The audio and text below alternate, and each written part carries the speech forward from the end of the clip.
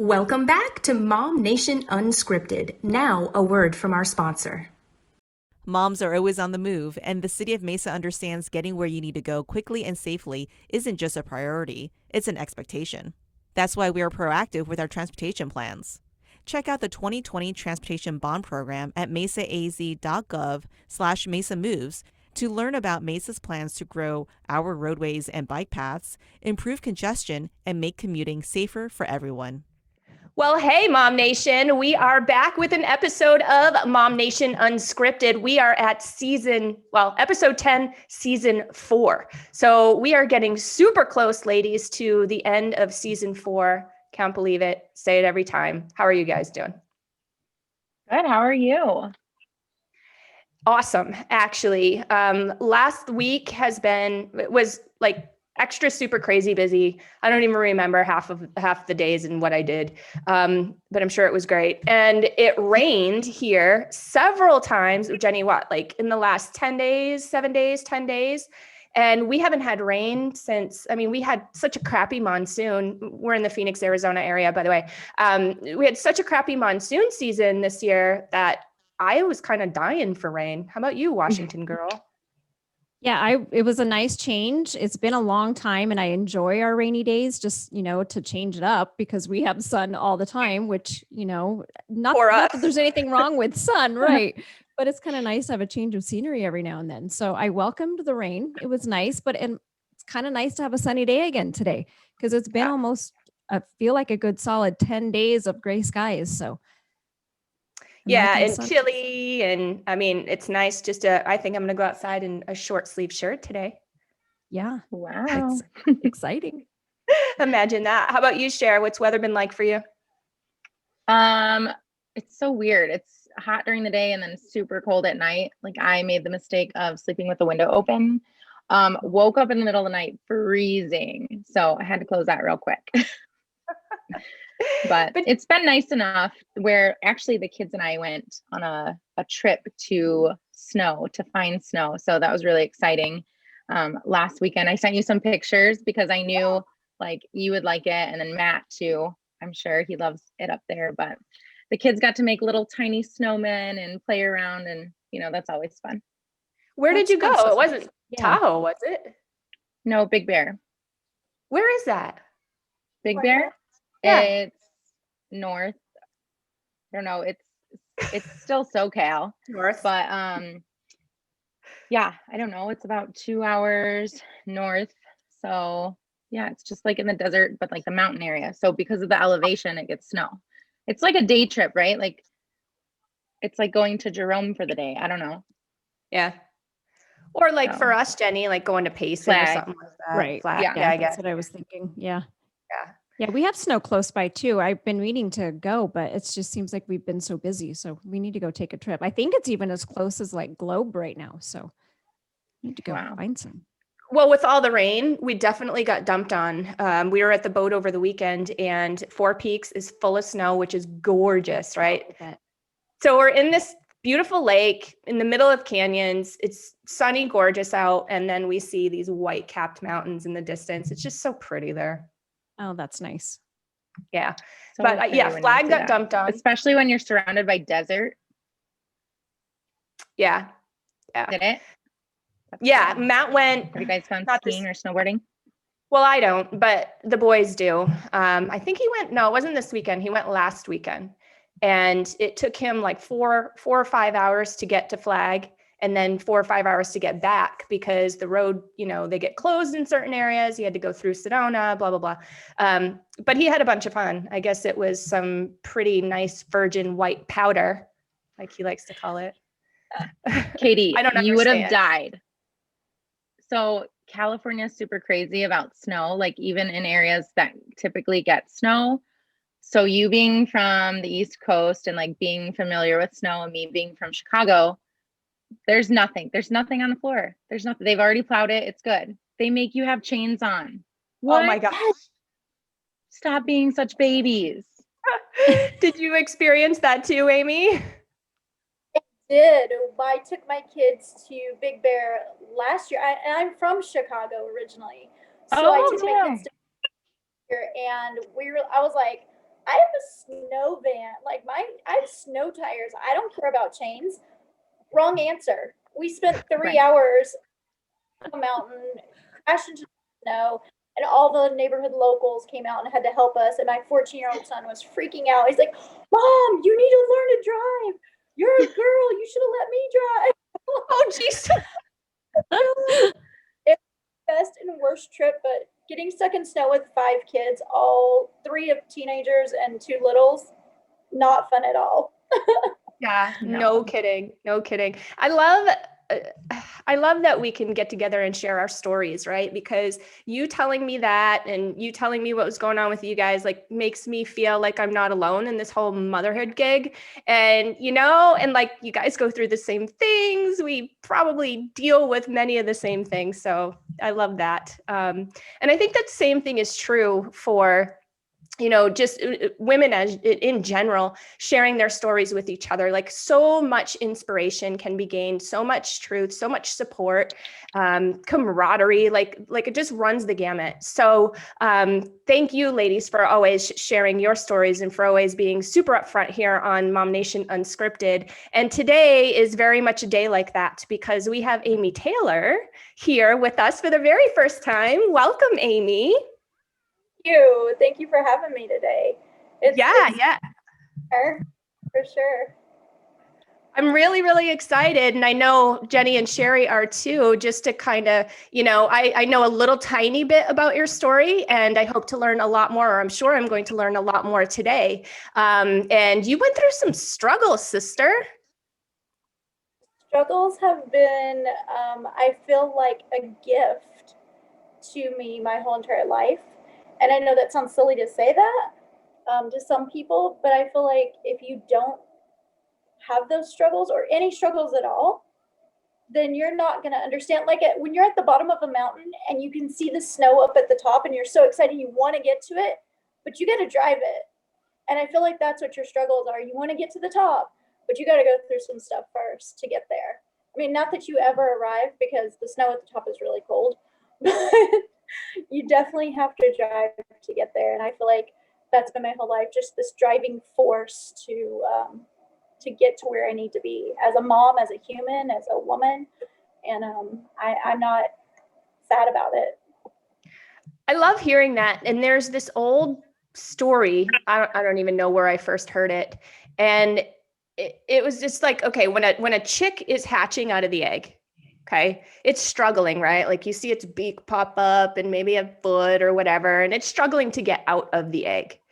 And you're not supposed to help that chick get out of the egg, because if you help it, it doesn't go through that amount of struggle that it needs to go through to gain the strength that it needs to live that next chapter of life, right?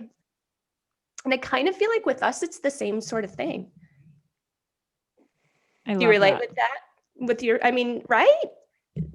I kind of use that really when raising my kids. It's so easy and so hard to not jump in and help them when they're struggling. But I feel with every opportunity for them to learn and grow and strengthen and learn to problem solve, it's real life, and we have to let them struggle so that they can grow stronger and learn how to get through those moments. So. Mm-hmm. And I love that we can talk about that, because again, like what we said in the beginning, we can share these stories and I can feel not so alone, because quite honestly, when my kid is struggling, I don't like to see it. Here, let me help you. Let me do that for you. And really, it's not helping him out one bit, right? He was having a little sort of nothing crazy, like nothing physical or anything, but he was having a little bit of a struggle with a little boy the other day. A friend had come over to play, and I'm like, normally I would get involved, but I just kind of let them work it out. And they didn't, they worked it out pretty well. Like, I was pretty proud of these 2 kids to have worked it out amongst themselves. And then all of a sudden they ran off together as friends again. And I had to stop myself, though. I can specifically remember that. I think that's a struggle of a mother, right? Like, we want to be there. We want to kiss every boo-boo. We want to, make everything better. But we also struggle with that, knowing, hey, they need to learn this for themselves too. So I think that's just our mental struggle, or, Yeah, we don't want I don't know. Here's how I feel, and I'm not going to get too far off track, Amy. Sorry, but I'm running down the rabbit hole. I don't want those times to go away, those kissing boo-boo times either. So am I prolonging that by hopping in and helping the kid out of the egg? I don't know. It's probably all my problem. It's all our fault, right? You better find him a good wife. Yeah, no kidding. That's what I think of. I'm like, oh my gosh, maybe this isn't good because Ariana's going to have to find somebody that does everything for her. So then I'm like, you can go ahead and do that yourself. Yeah, no kidding. But anyway, I totally agree with you, Amy. I feel like struggle is what makes us strong, is what, helps us to grow, to learn, to get to that next level, and to be able to do so for other people, right? And it's within that struggle that we learn how to be supportive to others. So let's take it back to the very beginning, Amy. Tell us about you. Tell us about everything. Yay! Are you ready for a novel? All right. No, as you guys know, my name is Amy, obviously, and Taylor's my maiden name. So a while back, I was married, and it wasn't Taylor. And I felt like that was going to be the be all, the end all. Just once I get married, I can accomplish the world. I can do this. I can, I was raised under the assumption that being a wife and a mother is the highest calling in the world. And if you fail at that, you failed at life. Not just that I thought that, I was told that. And yes, I've lived in Chicago. I lived in Chicago about 26 years, the Chicagoland, Northwest Indiana area, but I grew up in Alabama. And it's a very farm life, you have 5 generations with no divorce, and you just make it work. It doesn't matter who cheats on who, you just still stay with it. You just make it work. You just close your eyes and keep moving. And it's just not productive. It's great, but I saw so many of my aunts who just died unhappy because they just assumed one day their whole lives would change, their marriage would change, their kids would love them, they would not go through the things they were going through. They cried and prayed their guts out, and yet they still died unhappy and unloved, and maybe not unloved, but feeling unloved. And I just determined, I said, I'm not going to do that. And lo and behold, I get married to someone who is the exact opposite of love. And I struggled through it, and I thought, okay, well, just you make it work. It may or may not have been, the will of God, or however you want to say it, but once you say I do, it becomes that will, and you just make it work, just like a good old Southern girl that you are. And 12 years into it, he walked away with a text message.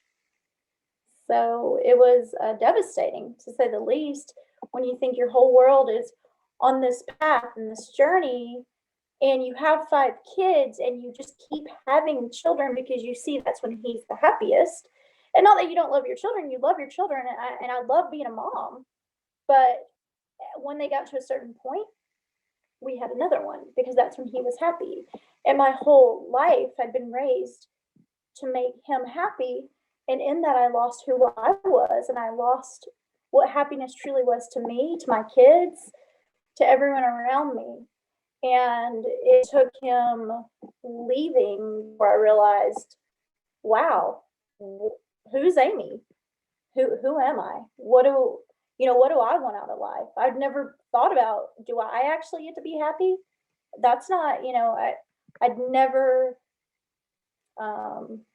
anticipated being divorced. And here's the kicker, not once, but twice. When I finally did start dating again, I thought I was marrying a man who we dated for a couple years, and I was super excited about it, and come to find out he was married in 2 other countries, and so that was annulled. I know. I found out only because I couldn't travel out of the country, and that's how I found out.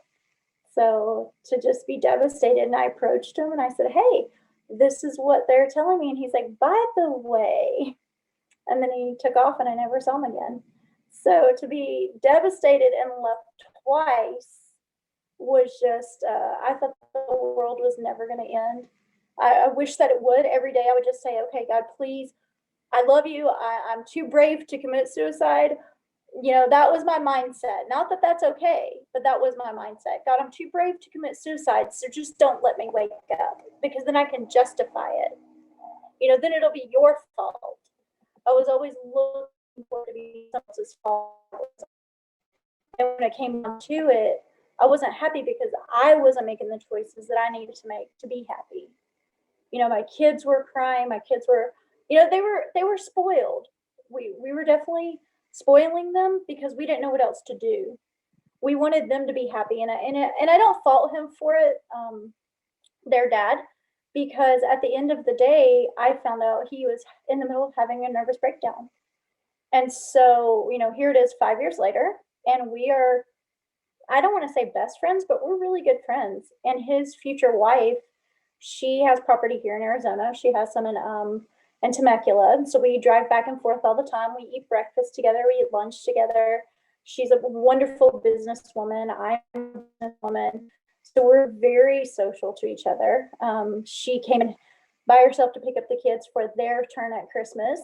My mom's like, come on in and eat with us. And she's like, okay, can I use the bathroom? And so it's just family now. And I never thought it would get to that point. I really didn't.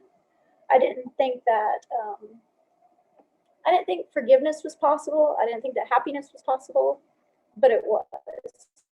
And it just started with me opening my eyes and stop. It's like, I felt like I was sleepwalking through life and motherhood, all in the name of, I need to do the right thing. I need to be protocol. It was all about protocol instead of, allowing everyone to be happy, including me. So can I take you back to the beginning? So you met the father of your children. You didn't have any children with the second one, the second husband, No. right? Okay, so all five. No, okay, so all five were with the first husband. And so that relationship, yes, you said, was kind of like the opposite of love. Do you mind sharing a little bit about what you mean about that? Like, how was that experience? Sure, absolutely. We met at his mom and dad's church, and I worked for him. I was the head of his customer service department. He owned a business. We worked really well together, and even during our divorce, we still worked another job. Neither one of us owned it, but we worked another job, and the manager called us in one day and she said, for two people going through the type of divorce you're going through, you're the most professional people I've ever met in my life. And I looked at him and I said, if we can run our family like we run our business, we would be an amazing power couple. And we both just kind of laughed and said, nah. And that was kind of the end of it. But we met each other that way. We spent a lot of time together. We're spending 13 hours a day together, 5 days a week. And I tell my girls this now, whether the guy is the right or the wrong guy for you, the guy you spend the most time with, you're going to find something to like about him, whether he's right or wrong. You're going to say, oh, that's a red flag. No, that's cute now. That's not a red flag. That's adorable. Maybe that's just me. Let me ignore that and move past that. That's just me. And then the more you spend time, the more you drop those walls and you become familiar with the things that aren't good for you. It's kind of like, I have an older daughter who's about to be 17, and I said, look, I don't want you to try drugs. I don't want you to drink. I don't want you to do any of that. And she's like, well, what's your main reasoning? Because my friends do this, my friends do that. And I said, because you think that it's okay. You go with them. Okay, well, I'm not going to drink. I'm just going to go with them. All right, that's one block out of the wall. Well, they're just going to smoke around me. I'm not going to breathe when I'm with them. I'm just going to hold my breath. You're removing another block, and eventually those walls that you've built to keep yourself safe, you've tore those walls down. And that's what I did with him. And eventually we ended up pregnant, and his family is a very traditional Hispanic family. And I lived with his mom and dad, so it made it even worse. So my options were either you marry our son, or we'll help you find homeless shelters for pregnant women. And I was terrified. I mean, like I said, I grew up in Alabama and moved to Chicago. And I thought, well, I'm 850 miles away from everything I know. I need to get married. I don't have a choice. And we went and visited his mom and dad's church one day. And they said, you have a meeting in the pastor's office. This was November. We were doing February. I looked at him. I said, what else can we be in trouble for? We're already pregnant. Like, what else can they hate us for? I mean, we're having the first girl out of 14 grandchildren. They've got to be happy for something, like, at least. And we walk into the pastor's office with the mom and dad. And his dad elbows me and he said, you're getting married. And he looked at me and he said, I'm Hispanic. The two people you don't say no to are your pastors and your parents. And I said, I'm pretty much homeless if I say no. So what do you want to do? And he said, I don't know, let's just do this and get it over with. And the pastor prayed a little generic prayer over us, signed the paperwork that we don't even know to this day where it came from. And we were married, and we ended up 5 kids, 12 years, and he eventually had a full-blown nervous breakdown for some other issues, and he walked away with a text message. He just said he couldn't do it anymore. And it was probably the worst and the best day of my life. That is crazy. So it sounds like you guys were pushed into something maybe you weren't ready for. And you don't even know if you're compatible at this point, but you just kind of had no choice but to move forward with it. So 12 years and you have 5 kids. At what point did you get to where you were able to be friendly with him again and start working on forgiving him and realizing that this is something you needed to do in order to, move on with your life? That took a little bit longer. I guess there's another part of the story that I don't usually tell a whole lot of people, but well, I don't want to say a whole lot, but when he left, his grandfather had passed away and we owned a business. And so we sold everything and we moved to another state, and 9 months into living in that state is when he left. So not only did he leave, he left us completely and totally bankrupt. And my kids and I ended up homeless for about almost a full year, living in our van. We were car camping, so they don't really look at it as we were homeless. They enjoyed it. They had a DVD player. They had food. They were, I feel like as a mom, I may not have a penny to my name, but if I can feed my kids, I'm the best mom in the world. And that's what I lived on. My kids were straight A's. My son started first grade at 4 years old. So they were very well-rounded as far as that goes. But I hated him at that moment. I'm not going to lie. I didn't forgive him. I didn't want to forgive him. I was really hoping he didn't ever come back, that he was just off in a gutter somewhere. And eventually I started looking at their lives and going, what legacy am I leaving them if I'm constantly bitter, if I'm constantly broken, with or without him? Because I was the same way I was with him. I just wasn't being the mom that I needed to be because I didn't know how to filter through emotions. And then when I wasn't with him that first year, my oldest daughter was only 10. And she said, Mom, do we hate Dad? And I thought, wow, do we? And I said, you know what, baby, I don't have an answer for you. She said, okay. And that was it. But I started having to really reflect and say, they're looking to me for answers, not just for safety, not just for food and shelter, but for answers and emotional stability. What am I going to give them? And so I said, you know what? Grown-ups have tantrums just like kids. The only difference is there's nobody to put us in timeout, so they last a little bit longer. So let's just pray that Daddy's tantrum is over soon. And I really had to force myself to fake it in front of them at first.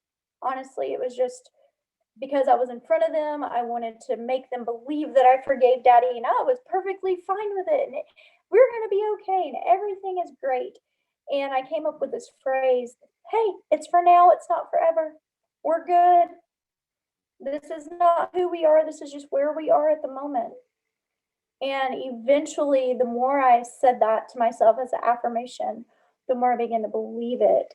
And the more I started looking and going, why did he leave? He never dealt with the grief of his grandfather passing away, and he's named after him. We were in the lineage. We were in, he took over the business of his grandfather. Our son is named after his grandfather. It's it was all these pieces to this puzzle that I wasn't looking at. I was so busy focused on myself, and I was being selfish. I was being judgmental that I couldn't even think to forgive them.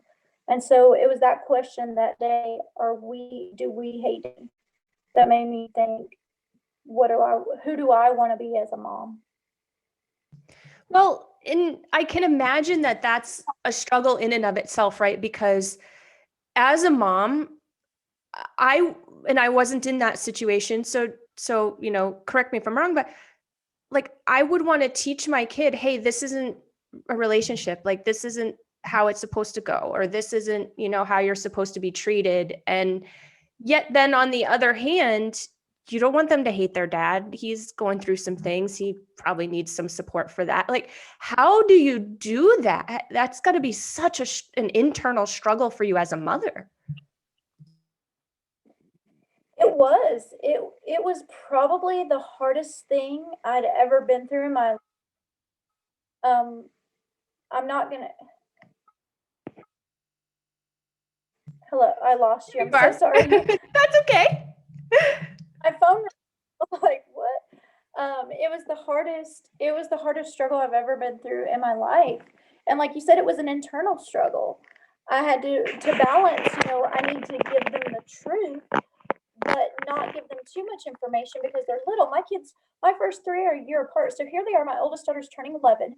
So I have an almost 11, a 9, 8, and then 6 and 4.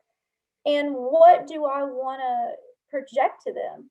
And so I had to, it was a delicate balance, but I started thinking about the way I answered my oldest daughter's question when she said, Mommy, did I really come from your tummy? I had a C-section with her. So I was able to answer her, but not give her too much information.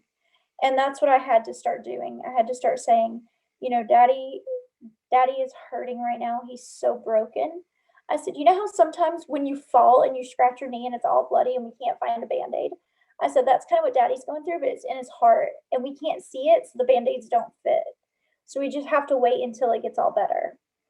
And I think it was one of my sons, he said, well, when I get a wife, am I allowed to love her? And it was like, these hard questions came out of just such a broken time when I was like, I don't even know what to say to you. I just want to go punch him in the face. Like, I don't want to forgive them. You're making my kids have to deal with things that they don't need to deal with at 4, 5, 6 years old. And I said, you know what? I said, you better, because she's going to be my best friend and you better love her because she's going to come tell on you. And he's like, okay. And so he, here he was, he's 14 now, but here he was, just this little bitty kid. And I would wake up and I would hear him going, God, help me find a wife that's going to be so nice and I could be so nice to her. Okay, that's all. Amen.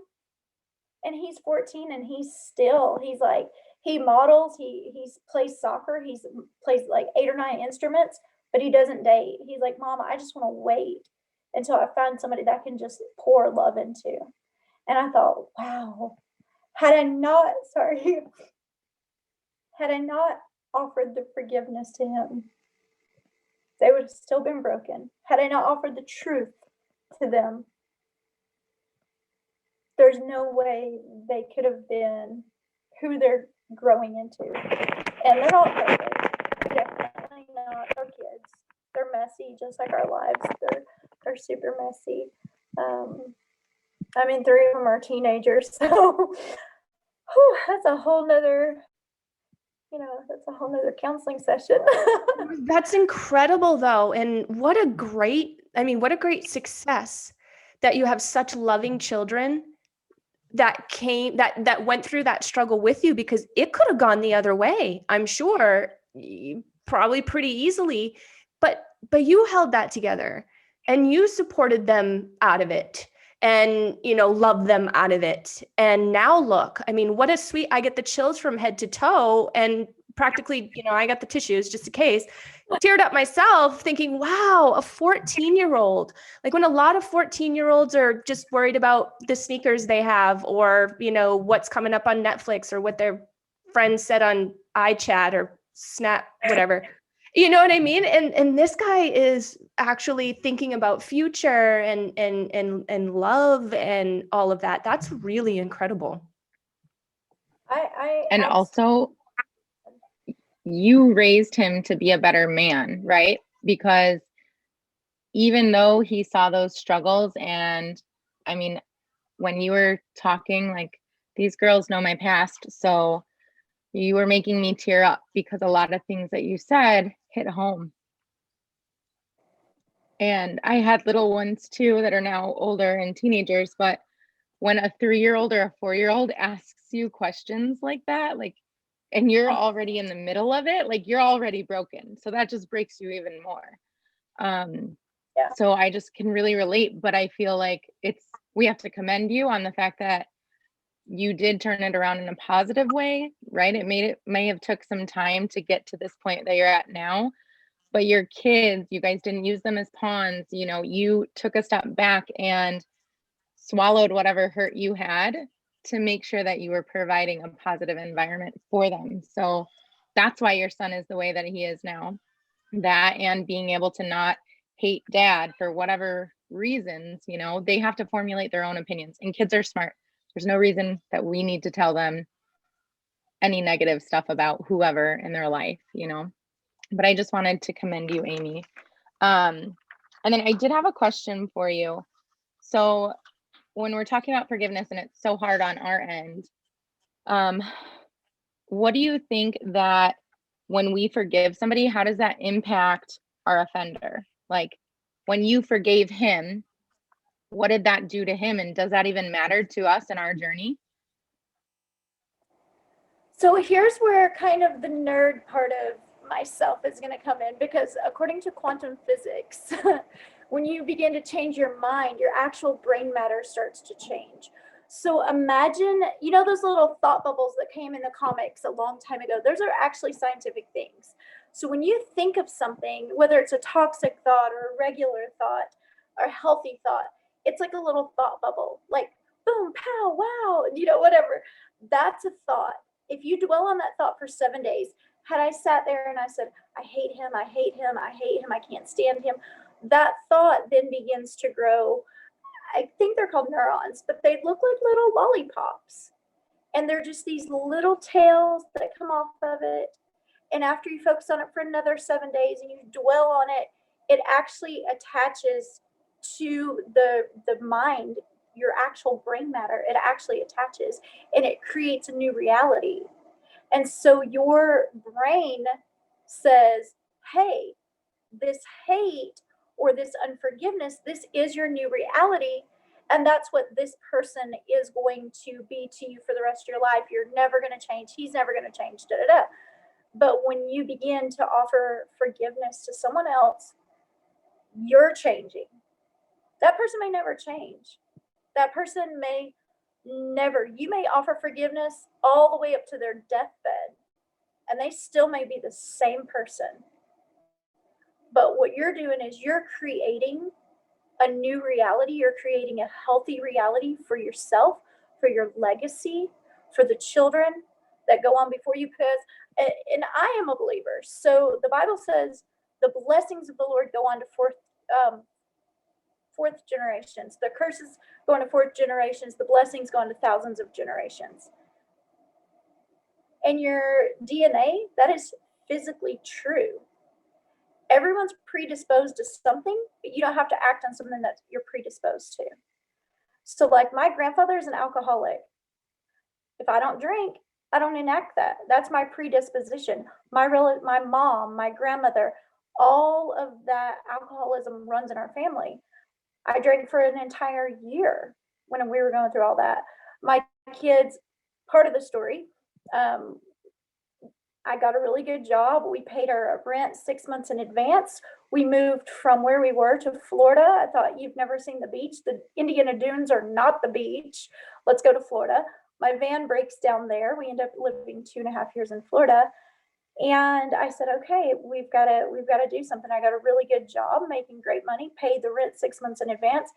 And the company laid 600 people off. And I was one of them because I was the highest paid person in the company. And we went from being completely homeless. Well, take it back, when we were with their dad, we had money. Then we went within 24 hours completely homeless, back to having money and the kids not needing or wanting anything, to being homeless again. So I had to make a decision, and I reached out to his parents who live in Texas, and they took them for 1 school year. And that was the hardest thing I'd ever done. And during that 1 year, I traveled and I worked, but I'd started drinking. And I drank so much for an entire year, and I would just drink to fall asleep because I didn't want to deal with the pain. And so it was affecting, and I was still holding on to that unforgiveness. And this is going to answer your question. I'm so sorry not to get right to it, but I was holding on to that unforgiveness so much that it started those things that were predisposed inside of me, triggering those things. And I started accepting, well, this is just my life. You know, I'm just predisposed to divorce. I'm just predisposed to drinking my life away. I might as well. You know, my mom always said this or that. Well, I might as well be that then. And I started to accept the lies that were already there to accept. But once I stopped accepting them, I literally drank a big pint, I don't even know what it's called now, of vodka. I drank the entire bottle, and I woke up 3 days later laying on the floor of my house, of my condo. And I said, Amy, what are you doing? This is not who you are. This is where you are. And I literally looked myself in the eyes and I said, new hobby, you're done with this. And it's been 5 years now, 4 or 5 years. I haven't drank since. Congratulations. Thank you. And I never did before. I just was so broken. I didn't know what else to do. And it's when he saw, like, their dad, he's back, you know, obviously he's back in the picture now. When the kids went to Texas, his parents said, look, these are your children. You're going to move to Texas, or we're going to give them to the Child Protective Services if neither one of you can take care of them.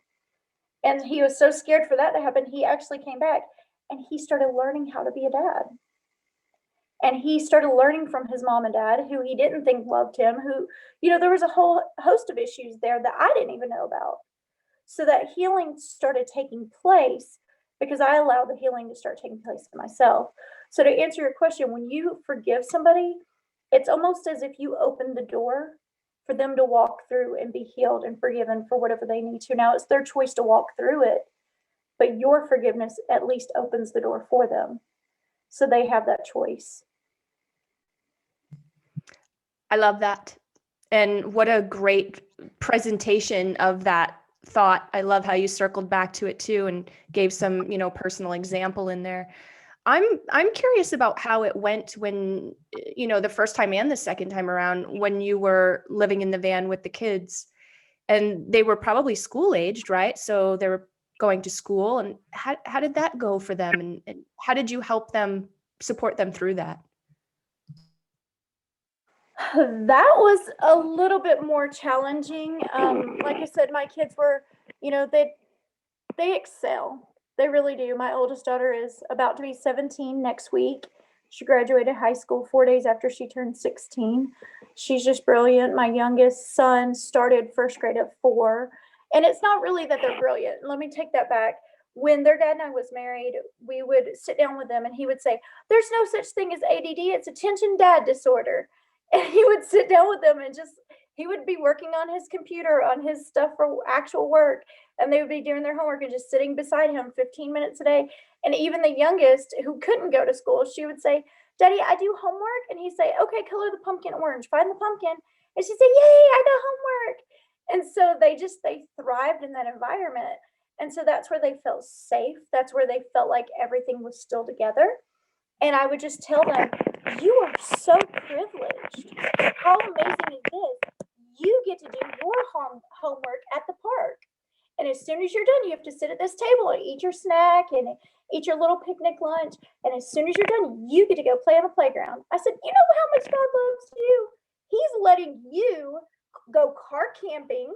You get to watch DVDs until you fall asleep. Mommy drives around and we get to look at all kinds of cool stuff and find alligators because we were in Florida.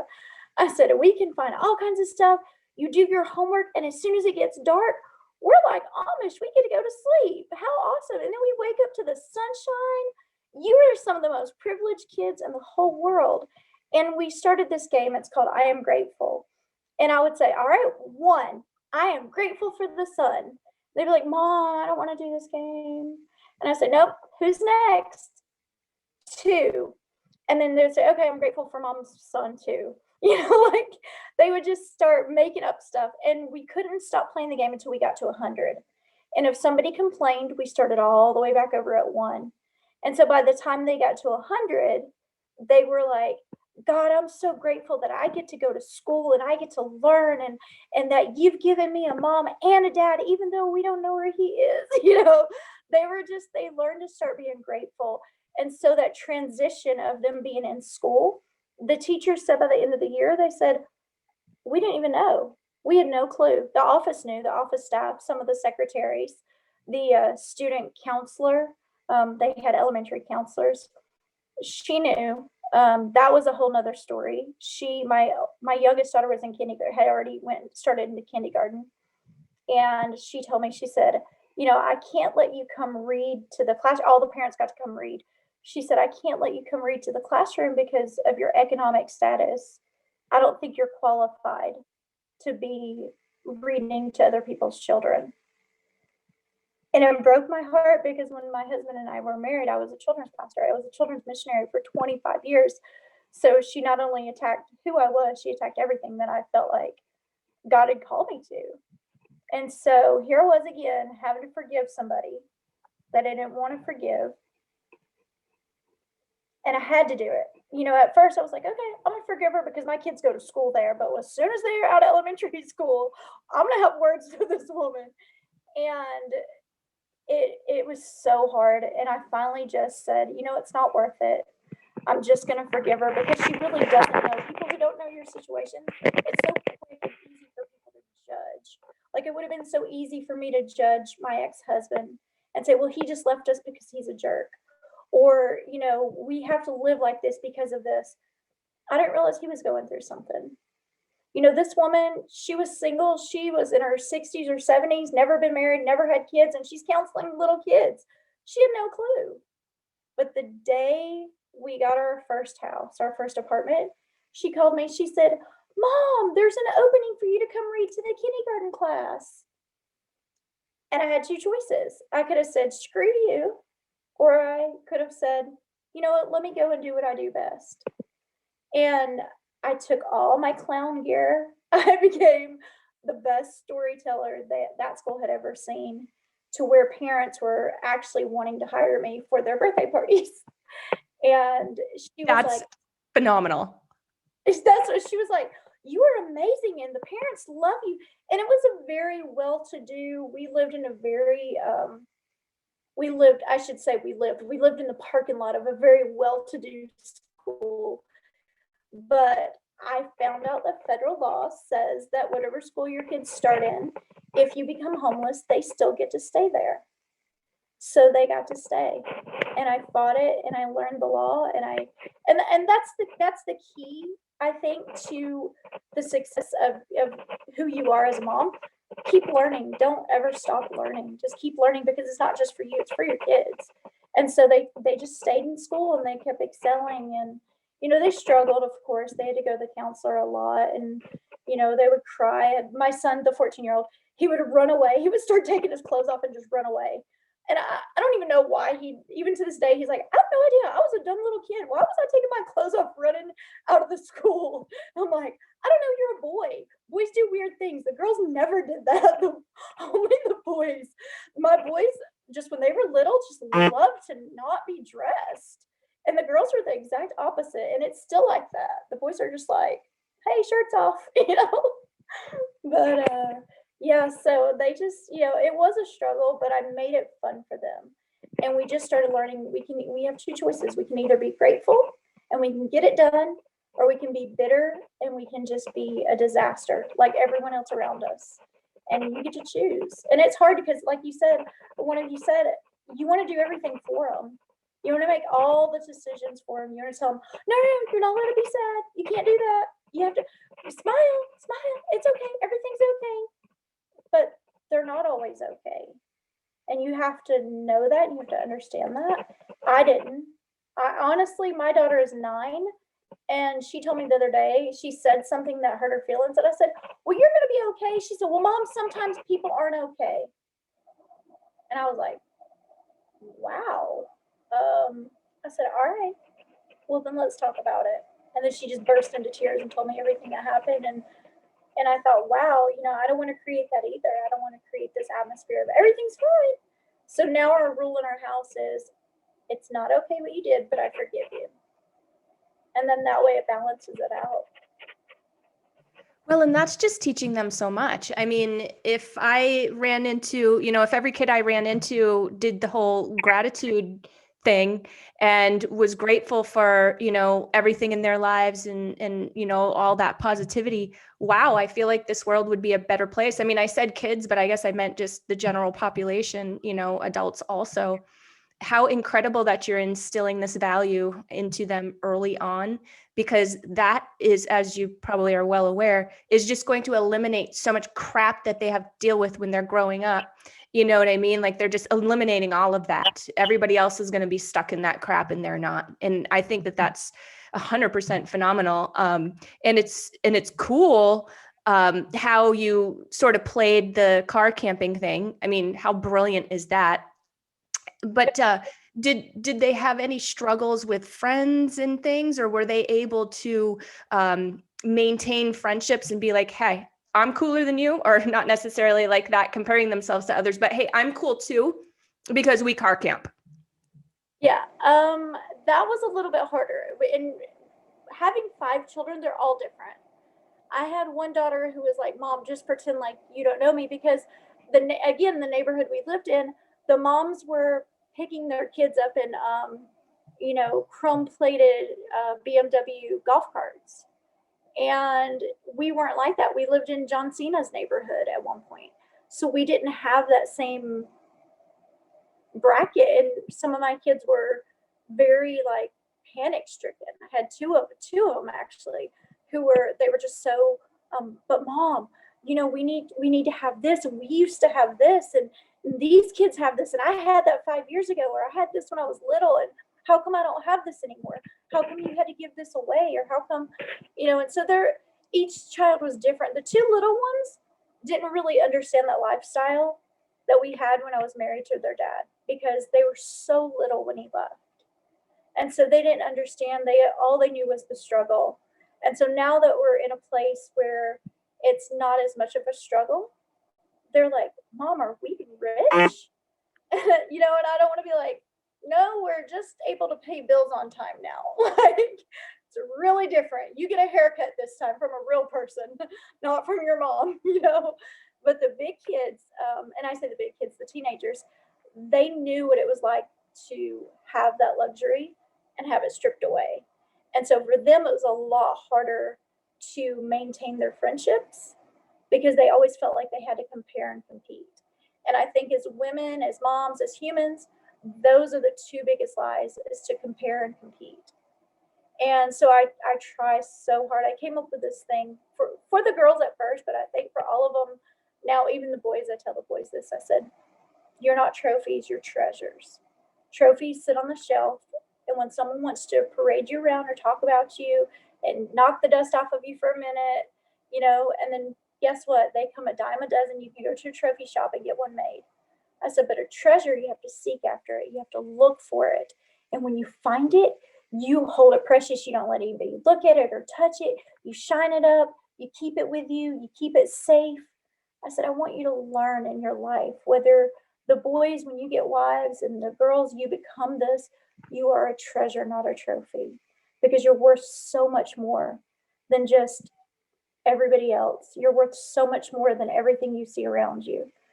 And it's been a struggle. I still have 2 of the kids actually live with their dad now. And that was the hardest moment of my life. This is the 2nd school year that they're living with their dad. And to go from being just a mom that's all I did. I worked for my husband. So I was just their mom, and I got to work for daddy. And, we did background acting in Chicago. And so I was always with them, and we did everything on set together. We filmed together. We did everything together. And then for two of them just to say, you know what? And the 14-year-old son, the same son, who is amazing, also hurts my feelings probably the most out of all the kids. He said, Mom, I just don't want to be poor anymore. So I'm going to live with Dad. And my daughter said, Mom, I love you. She said, but I don't want to be homeless again. And you've already made us homeless twice. And I don't want to be like, I didn't make us anything, I had to just refrain from that and just say, you know what, sweetie, if this is what you feel is best for your life, and daddy's okay with it, then I'm okay with it, because I want what's best for you. And it was hard. It was hard, and I cry all the time to not have all five of them together. Or when we Zoom each other, or we're playing board games here and they're not here, and it's just really hard sometimes, but sorry, I told myself not to cry. No, of course. I mean, your story's so heartfelt. You really tell it from the heart, and I mean, we can feel it. I can feel it.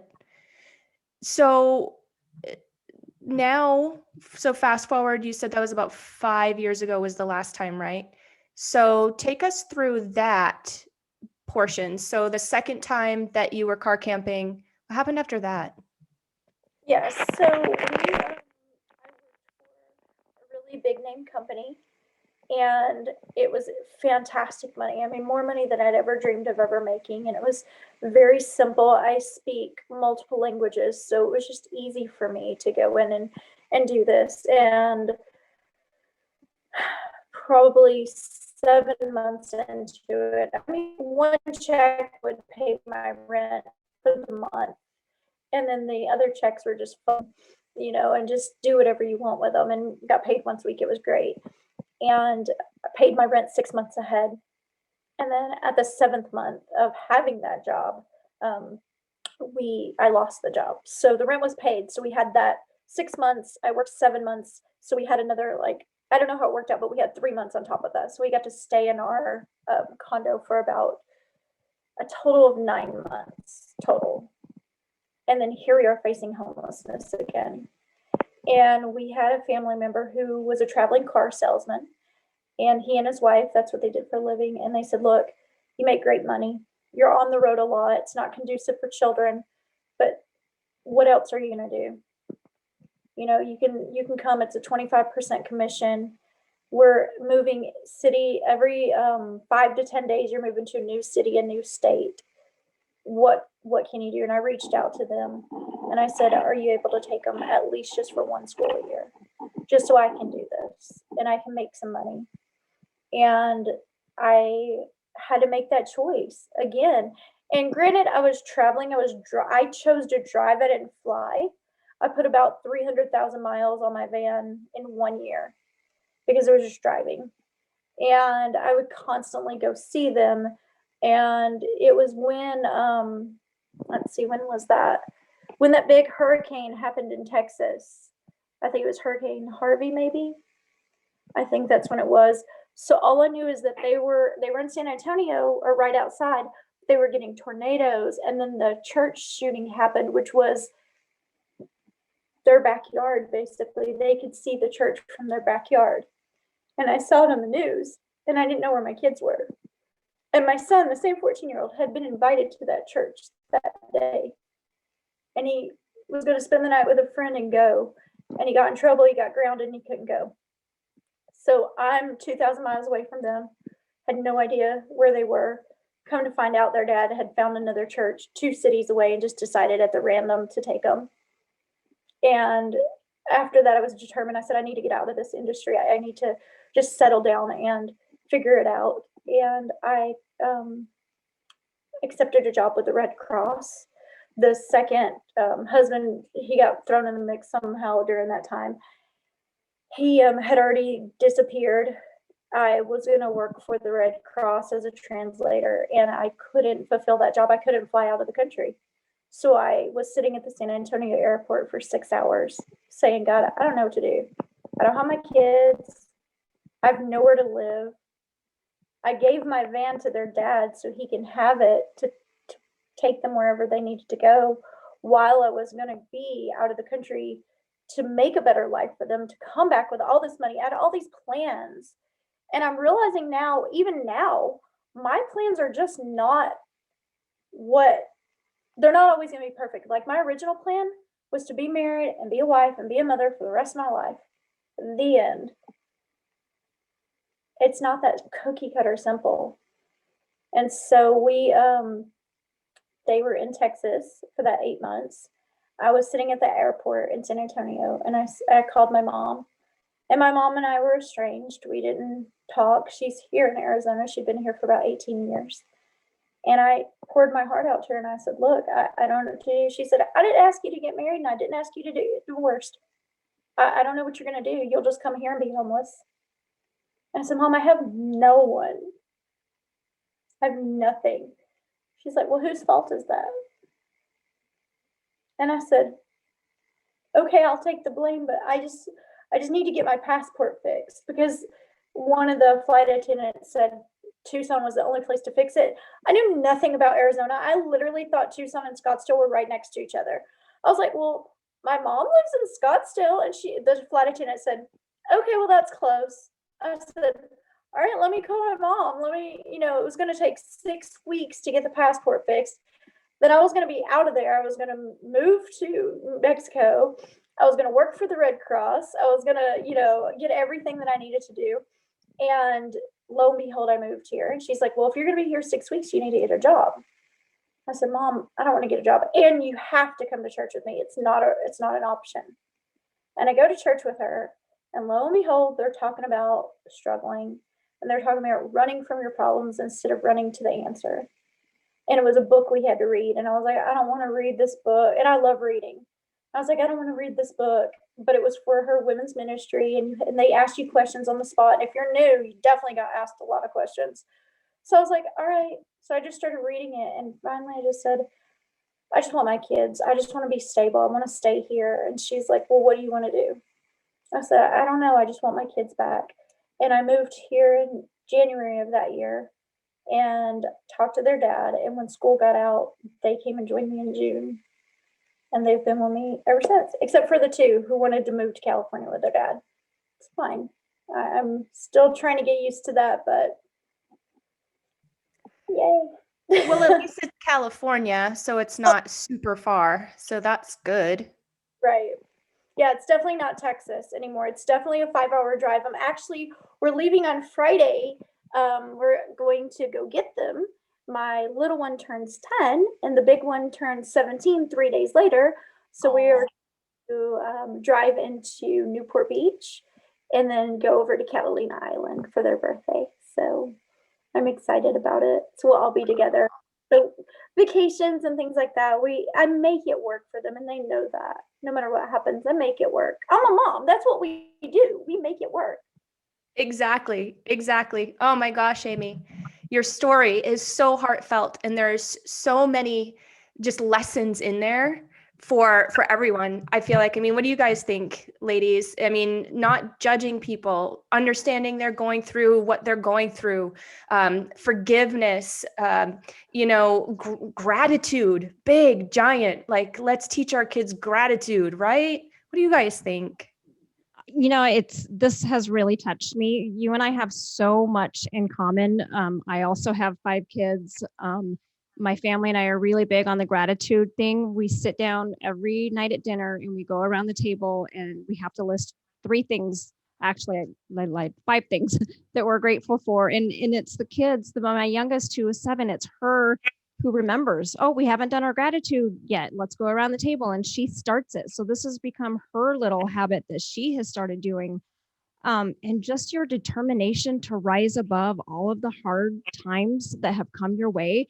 I'm just blown away. And I'm fighting back the tears just right now because you are so strong and you have shown your kids how to overcome difficult times and rise above.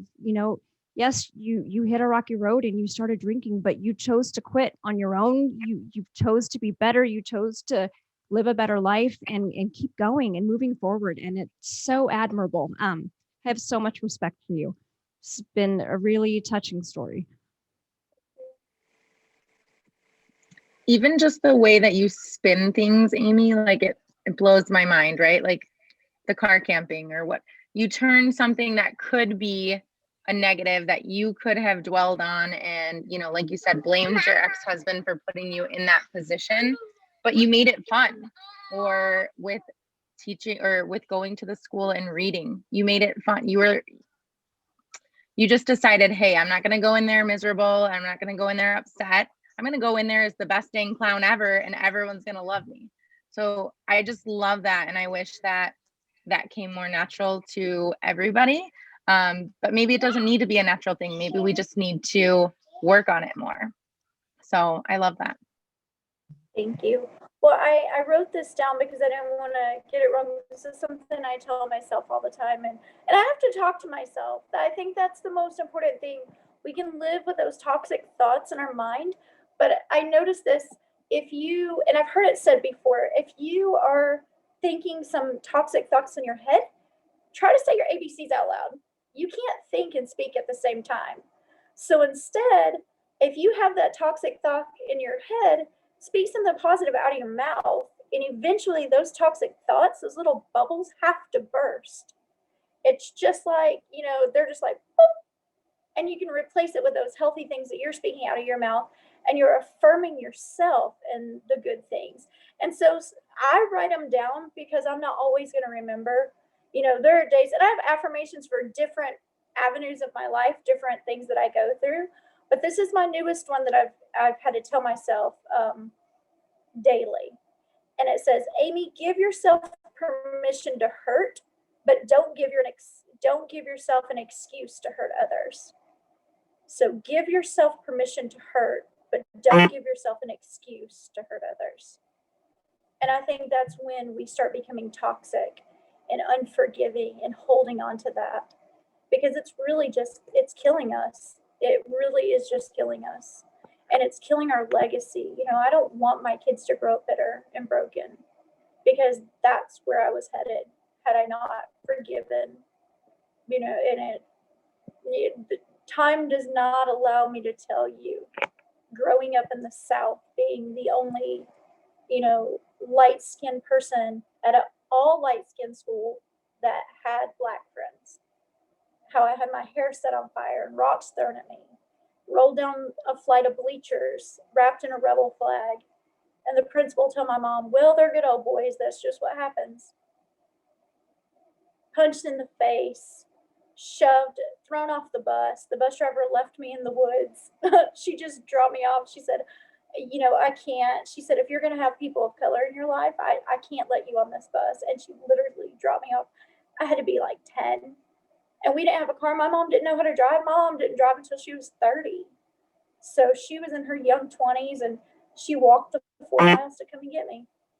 And she walked up to the school the next day with me. And that's just how it was.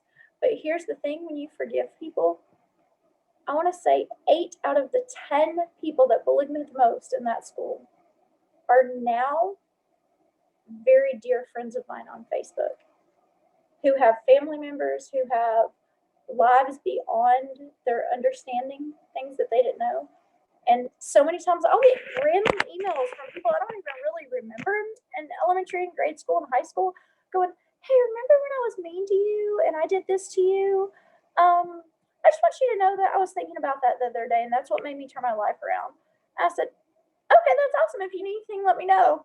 And I'm going, I gotta look at a yearbook. I don't remember them being mean to me. Were they part of the bullying group? I don't remember.